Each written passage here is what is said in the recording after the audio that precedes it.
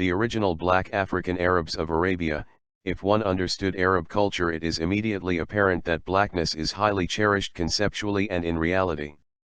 In Arab culture, the best camel is the black one, the best fig is the blackest, the best eyes are black, the best olives are black, the most beautiful rock is the black Kaaba.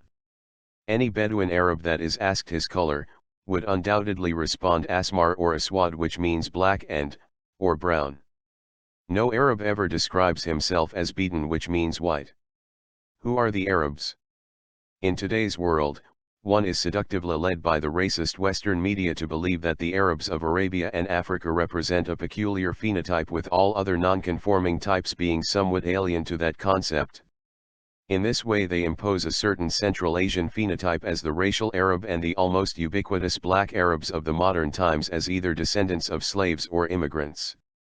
In this way, they attempt to disconnect the linkage between the ancient Cushitic black Arabs globally celebrated in antiquity, now reclassified as some Caucasoid Semitics, and their Cushitic African roots. This video is therefore another blow against the citadel of falsehood erected by the Western intelligentsia, used to discourage, disempower, dissipate and diffuse the energy of the black nation. Again, one notes and deplores the unrelenting effort by non-continental peoples to appropriate the history and the achievements of brilliant black African luminaries as their own. Much confusion attends the word Arabs, because it has not always been used with rigorous consistency.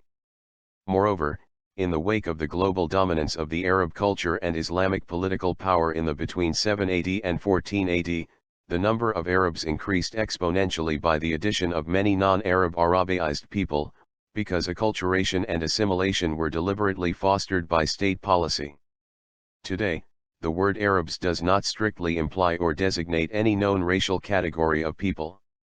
It is an ethnic identification that has several aspects, including linguistics, politics and genealogy. Its meaning is nuanced depending on the particular context. As an ethnic identity, an Arab is someone who considers himself to be an Arab regardless of racial or ethnic origin.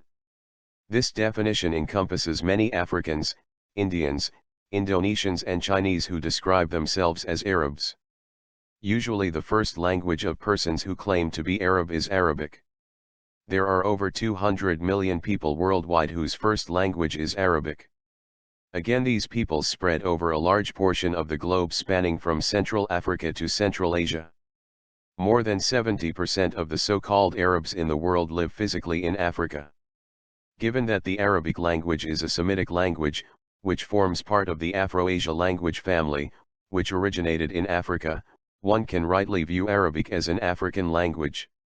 Of the official languages of the African Union that include English, French, Spanish, Portuguese, and Arabic, Arabic language is the only Afro-Asiatic language spoken.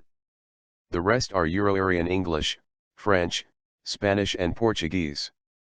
Viewed from a political perspective, someone who is a resident or citizen of a country where Arabic is an official or national language, or is a member of the Arab League or is part of the wider Arab world is an Arab. This definition would cover more than 300 million people. Under this definition, there are more Arabs in Africa than anywhere else in the universe.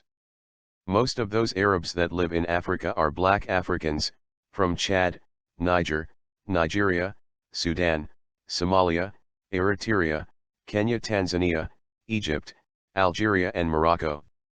Many of them trace their ancestry to Yemen. On its formation in 1946, the Arab League defined an Arab as a person whose language is Arabic, who lives in an Arabic-speaking country, who is in sympathy with the aspirations of the Arabic-speaking peoples. The Arab League's definition of an Arab leaves no room for any racialist twist on the meaning of Arab and Arabic. These words simply denote ethnicity. Yet again, based upon this definition, there are more black Africans who have a legitimate claim to the Arabic ethnicity than anywhere else in the world.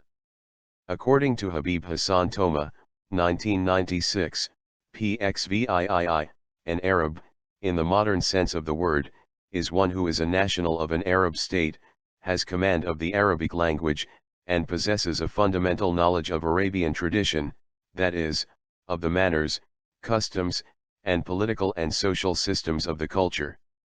Here again, one finds that there are more black African Arabs based on this definition than any other regional phenotype that lays claim to that heritage.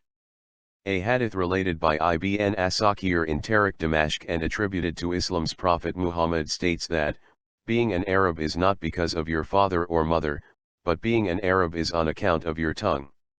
Whoever learns Arabic is an Arab.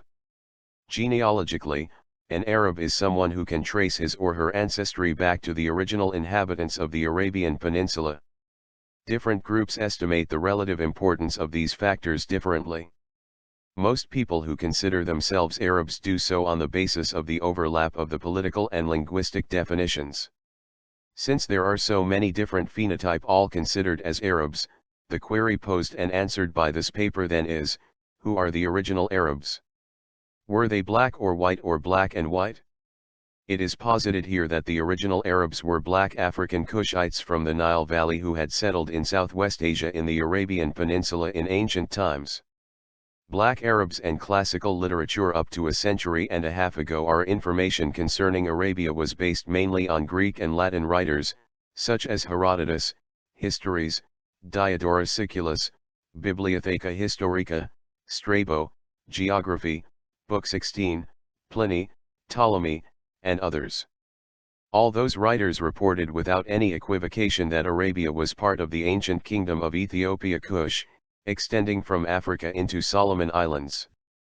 Later Arabic writers and geographers, such as Hamadane's Arabian Peninsula, Bikri and Yakut's geographical and historical dictionaries, and similar works also provide extremely valuable.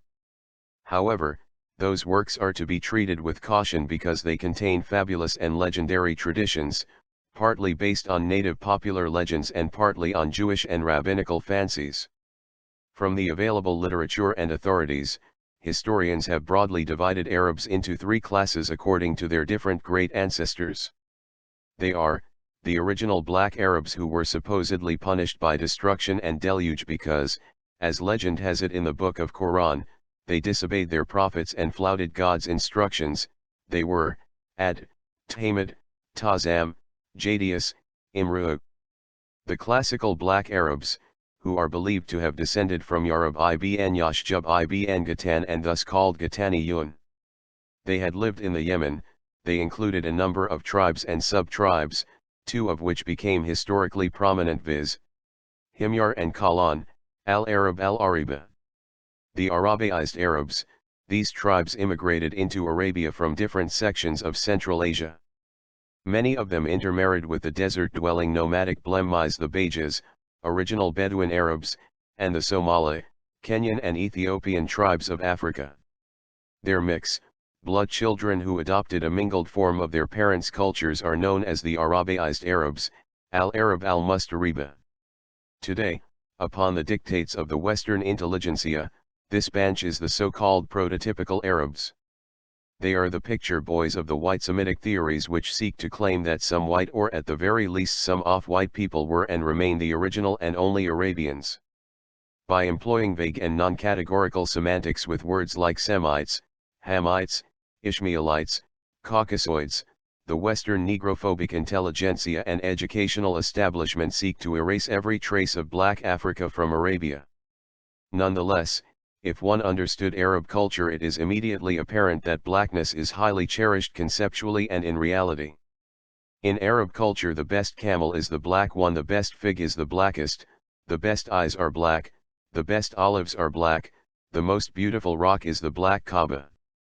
Any Bedouin Arab that is asked his color, would undoubtedly respond asmar or aswad, which means black/brown. No Arab ever describes himself as beaten, which means white, because they all understand instinctively if not consciously that Africa is their root. There you have it. K.I.K, knowledge is king, get into the know. Peace.